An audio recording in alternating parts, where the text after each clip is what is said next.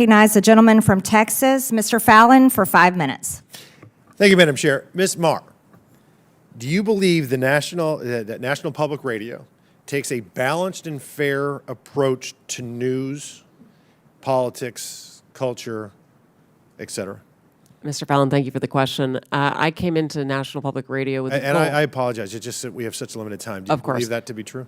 I believe that we have work to do. We always do in order to improve and to serve all Americans. More accurate than not that you're fair, or you're either fair or you're unfair. So what do you think you are? I believe we wake up every day with a desire to be fair, and it is part of why. You're not claiming that you're fair. You have a desire to be fair. Okay. So you would not describe NPR as objective and nonpartisan? I would. You would, okay. Ms. Karger, same question for you. Would you believe the PBS is fair and objective and nonpartisan? Yes. Okay, thank you. Thank you for the quick answer, too.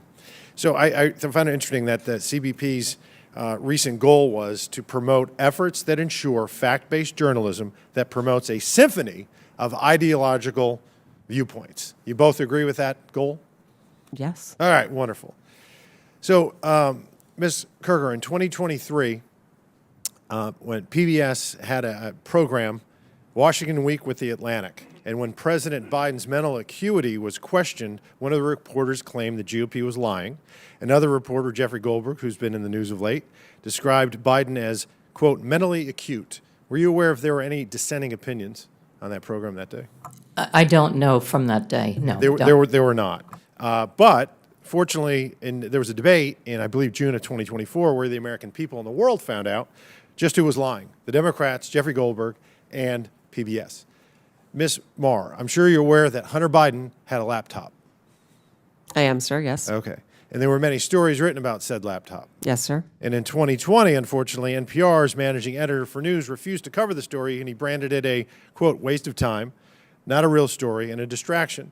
And instead, unfortunately, of NPR investigating, they ran a puff piece that led with, experts say attack on Hunter Biden addiction deepens stigma for millions. It's unfortunate that NPR ignored the Hunter Biden laptop story, but y'all did talk quite a bit about the debunked Russia collusion. Do you know how many times NPR interviewed Adam Schiff about Congressman, I would love to say that we actually believe we made a mistake on the Hunter Biden laptop story. And I appreciate that. Thank you. How many times did y'all interview Adam Schiff about the Russia collusion? I'm sorry, I don't have that number. It was 25 times.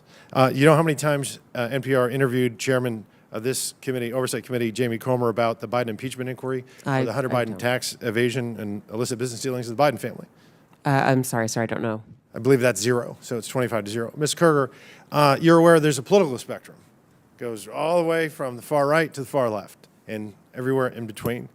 Would it trouble you to hear that for 6 months there was an analysis done on PBS's NewsHour from June to November of 2023 where they found that far right that term was used 162 times and far left was only used 6 times? Do you find that troubling? I don't know the study that you're referring to, and I'd be very interested in seeing it and understanding how they came up with those numbers. Media Research Center did a 6-month analysis, and it's not how do you find it. You either say far right or it's terms. Yeah. They use the term far right 162 times, far left 6 times. That's a 96 to 4% skew. You're also aware that you covered the GOP and Democratic National Conventions in 2024? Yes, we did. Okay. Interestingly, 72% of the coverage of the GOP convention was negative. 88% of the Democratic convention was positive. Shouldn't be surprising when you have anchors like Amna Noat, who described the Republican rhetoric as, quote, outright racism and, quote, echoing white supremacy. Ms. Mayor, NPR, you believe your reporters are fair? You said they're fair and they're working at it. I believe that they work to be every day, sir. They're non-biased. And yet, you have the voter registration issue. I mean, we're all human beings. We're all going to see through the world through a certain lens. And are you aware of any Republicans, any registered Republicans in your newsroom? I couldn't say registered, but I know we have conservatives in our newsroom, yes. Okay, so the recent registration, when it was looked at, 87 Democrats and 0 Republicans registered. I found that very concerning, Yeah, sir. I would. Not even 40 to 30 or 50 to 20, 87 to 0. But it shouldn't be surprising when their own CEO says things like, I'm so done with late-stage capitalism, or calls the President of the United States a deranged racist sociopath, or that America's addicted to white supremacy. So billions have gone into both of your coffers over the last several decades.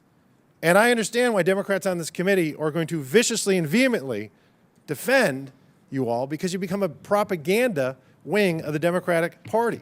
67% of your viewers and listeners identify as Democrat, with only 12% conservative, and you become a sandbox for leftist propagandists to frolic on taxpayer dime and no more.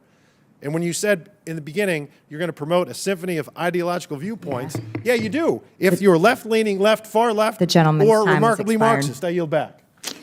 Thank you. Thank you, Mr. Fallon.